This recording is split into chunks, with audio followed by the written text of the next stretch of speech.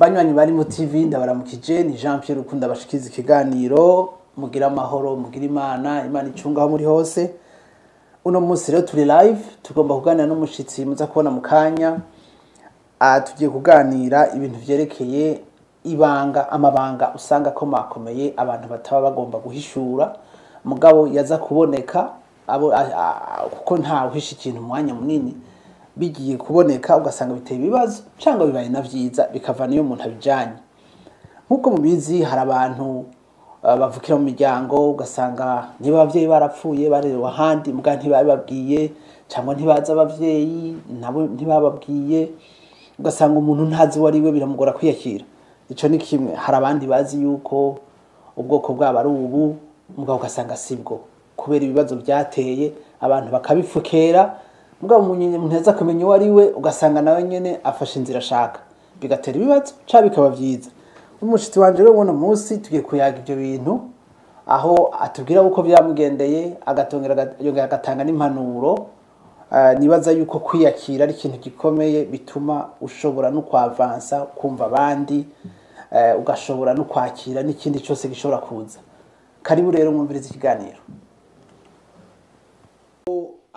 Ibihishwa biba biri mu miryango umuntu bigatuma adashobora kubona aho ahagaze n'uwariwe bikamutuma agira amazizane mu mutwe mu nyuma ugasanga biragoye. Karibu rero mupfasoni ndababaza ikibazo ca mbere cyangwa mubanze mu present s'il vous plaît. Ego nkuko mubizi amazina nitwa Vistine Bigirimana ndi umumama w'abana batatu mba muri Canada ndubatse si umushinga ntaho umwe hanyuma nshima Imana ibintu byinshi byo mvuga objectif ibiri kwankuraje abantu nkunda cyane ko tuganira ibiganiro by'ibintu biri réel kugira ngo abantu babe encouragé hanyuma dufatane amaboko twubake communauté iri sain kandi abantu bose bari inclus.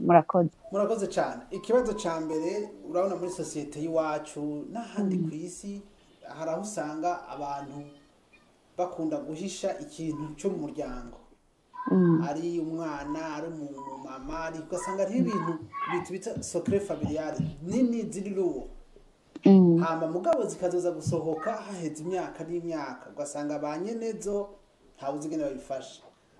Urabona nko mu gihugu iwacu hari ibintu ari ingwano zabaye ari ibintu byabaye habaye ibintu byinshi bituma abantu umuntu ubona ugasanga kenshi surya none mbaye presi nk'abantu usanga abavyeyi barabahishije ibintu byinshi binini ugasanga nk'umwana nuvuga ntazi wariwe ntazi abavyeyi biwe ntazi n'ibintu byinshi atazi. Niyihe impact positif negatif byogira wobwira abantu kugira nkuko bivuze tubeho muri societe ziri sain ngira n'amagumerega harahasangaza no kuri ibyo ngira navyo tuzi neza. Murakoze cyane Jean Pierre. Au fait ama impact negatif niyo menshi kurusha positif. Je nta nayo ndabona positif ahari uretse ko uwo muntu aba ariko arakugomba kunyegeza ivyo bintu wenyene gusa ni waba abari satisfait muri uwo mwanya ariko wewe bariko bakorera ivyo bintu usanga ubaho utiyizi ubaho mu bwoba. Iyo utiyizi ntumenya iyo uvuye ntumenya kahise kawe ntumenya niyo uri kuraja. Iyo utazi uri kuraja rero birakugora kenshi ni hahandi usanga umuntu yama hahandi ntatere imbere mu buzima ntamenye objectif y'ubuzima bwiwe. Je no bahakarurero par exemple ndu umuntu nakuze nkiri umwana mutoyi nakuze ntazi papa nagiye kumumenya nkuze maze gukura mfite imyaka 18 rero muri ico gihe no babwiza ukuri ko ni igihe kitari kinyoroheye surtout muri adolescence iyo umwana atiyizi iyo uri kuragerageza kwimenya utitora neza kubera ko hari ibintu batakubwiye usanga ari ibintu binagukurikirana no mu buzima bw'umuadult ibintu bigukurikirana kuko usanga wisanga mu bantu bose bariyizi ariko wewe ntiwiyizi ntiwimenya uguma ugomba kugomba kwidekuvura ariko utiyizi. Rero byafashe igihe kinini cyane, navuga ngo Imana niyo yashoboye kumfasha kugira ngo menye ndinde, objectif yanje ku isi ni iyihe, navukiye iki. Nukuri byamfashe umwanya, byamfashe umwanya, kandi nsanga yari souffrance itari ikenewe, kuko nari gushobora kumenya abiwacu, abiwabo na papa, nk'abamenya kare ntaririrwa ndibaza byinshi. Mugabo kandi bigaca bihura nuko ibintu by'amagume twaciyemo nabyo ntibyadufashije, kuko urabona ko mu magume wasanga ubwiye umwana ubwoko bwiwe ugasanga bimutumiye bimushyira andanje. Rero ni bimwe navuga nti burya ibintu byose ni ukugira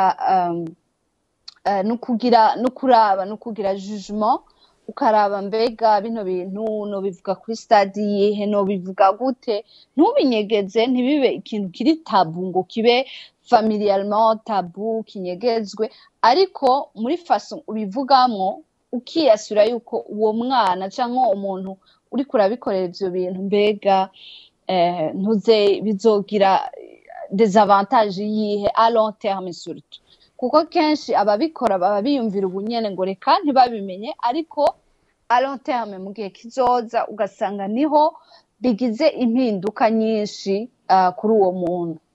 Murakoze cyane. None urabona iyo uvuze uti umwana yakuze atabona, atafise ukuri, ashobora gufata inzira zibiri. Ashobora kuvuga ati jewe je m'en fous, barampenze, nanje nzogira gutyo nyene. N'ubundi ashobora kuvuga ati ibi bintu ndabikatira biherera aha, mbandanye neza, neseye gukora neza ku buryo ibintu bihagarara bije mu buryo bigende neza no ku bandi no ku bandi. Kubafasha ingingo imwe no ku yindi wobabwira iki?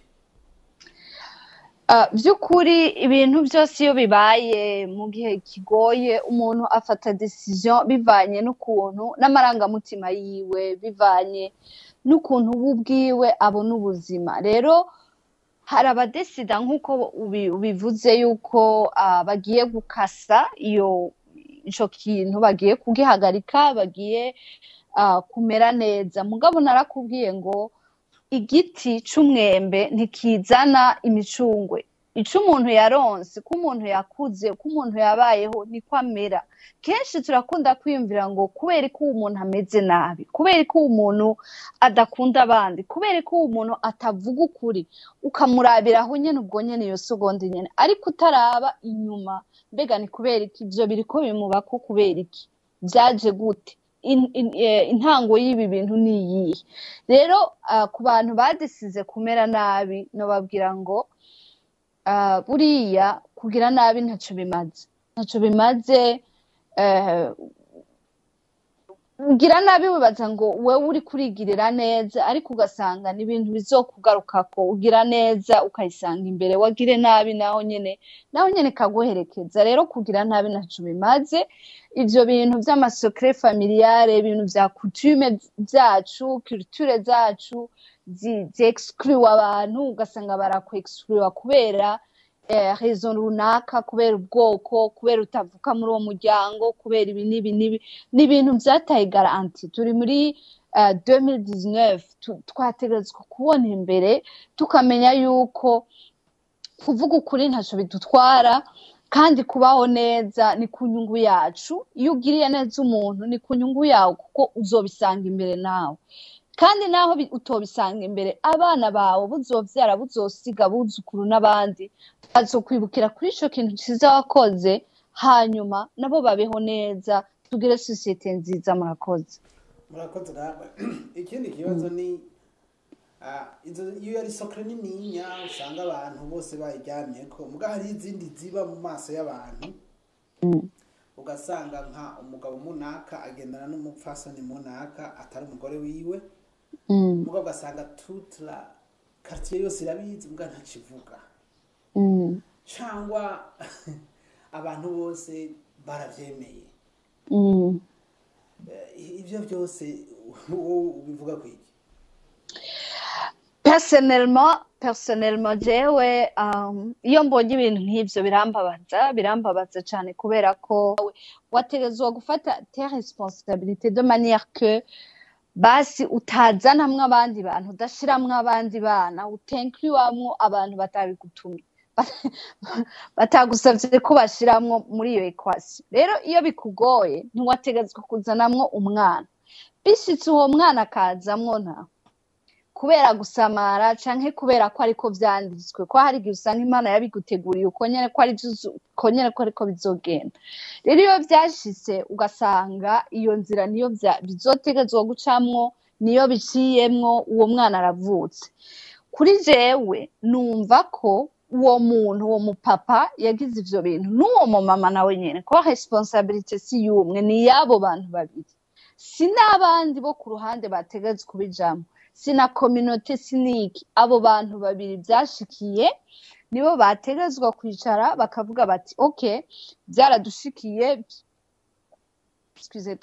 twaravyaye umwana, none rero reka twige ukuntu tuzorera uwo mwana tumuprotege ikintu cyose cyo kwangiriza ubuzima bwiwe. Ni ukuvuga ngo communauté, kuko amakominote yacu niyo kenshi usanga baravuga bakavuga utuntu twinshi, ugasanga bariko bavuga n'ibidakenewe mu mwanya bidakenewemo. Hari abaca bavyemera bakabigira secret, bakumva ko okay reka tubivuge hagati yacu, mugabo uwo mwana donc ntibabibwira umwana ariko bakabivuga entre bo, bibagiye ko irirenze umunwa riba rirenze impinga. kandi uwo mwana umunsi yabimenye akabimenya mu buryo abandi bantu bariko barabivugavugana batabimubwira, umuvyeyi ntiyabimubwiye, umwana azokurana ipfunywe, azokura yumva umenga ntaco amaze, azokura yumva umenga kuki nabayeho, kuki abavyeyi banje batankunze bikwiye ngo banyiyugururire, kuki azokurana kuki mu mutima wiwe. Rero vyiza abo bavyeyi babiri bategerezwa nk'uko bahuye bagakora ayo makosa, bategerezwa gusubira bagahura bakavuga bati none ko twakoze ibi bintu tubigenze gute kugira ngo amakosa ntabandanye aba menshi, kuko urumva n'ubuzima bw'umuntu kandi uramuvyara ariko ntumenye ingene azokura, ntumenye direction azofata. Rero muri ico gihe kugira ngo wewe uprotege n'umwana, uprotege n'uwo mwavyaranye si tu veux, uprotege na rwa rugo wasambura wowe ubwawe, vyiza no kugira ngo wicare hamwe utore solution à l'avance, utarindiriye ko hari abandi bazigutorera, utarindiriye ko umwana akura akavyimenyera, utarindiriye ko umwana aba victime y'ibintu wewe ubwawe umuvyeyi wategetswe gukora. murakoze cyane. Urumva ndavye ibintu uvuze, nibaza yuko igihugu urabona nk'igihugu c'iwacu Burundi gifise amabanga en general y'igihugu n'ay'abantu menshi cyane. Awe ntarabona uko umenga n'amagume ashobora kubava muri ivyo, kuko dusanzwe tutiyugurura ngo dushire ibibazo hasi, ari hagati mu miryango, ari entre abagenzi, bigaca bitandukira n'igihugu cyose. Hoba iki kugira abantu babeho Burundi buhagarare aho Murundi wese ahari, kuko n'abari mu mahanga usanga bose ari wasi niko nobivuga. Murakoze. ubundi intambara ibaho kubera ko hari ukutumvikana.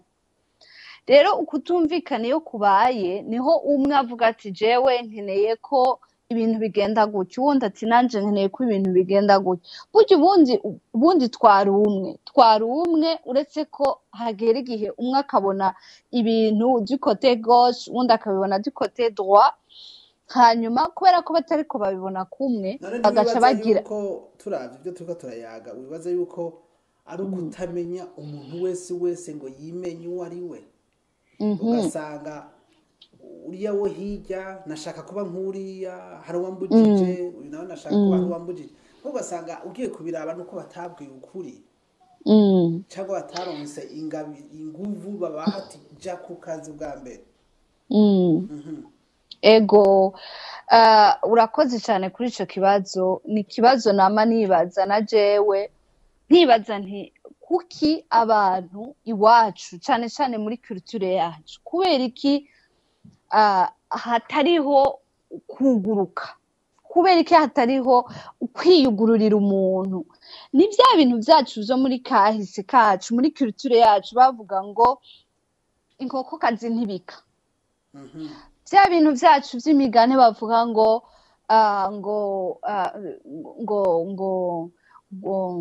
ngo imenywa ngo n'inkingi yatoyemwo, ngo agahinda k'inkoko kamenywa n'inkingi yatoyemwo.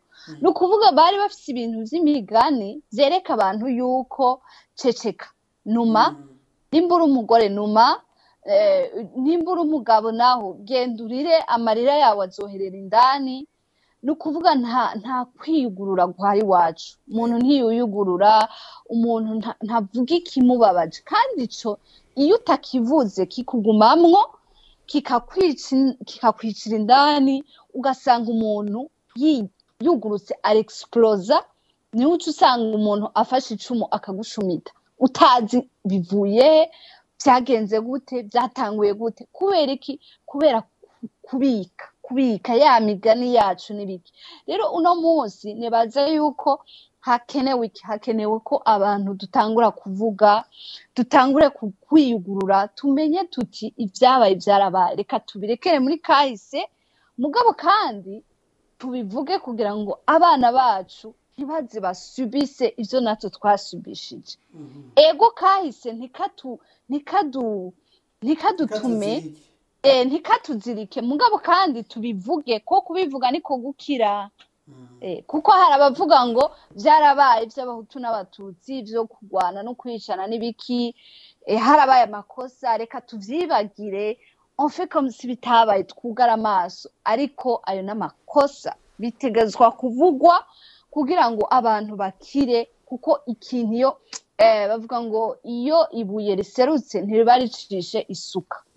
Ni ukuvuga rero ngo iyo mumaze kugera kuri point yo kubivugana mukabiganira, musanga ari ibintu bisanzwe bidatuma abantu bicana canke binubana canke, kuko ikiduhuza ni kinini kurusha ikiducanishamo.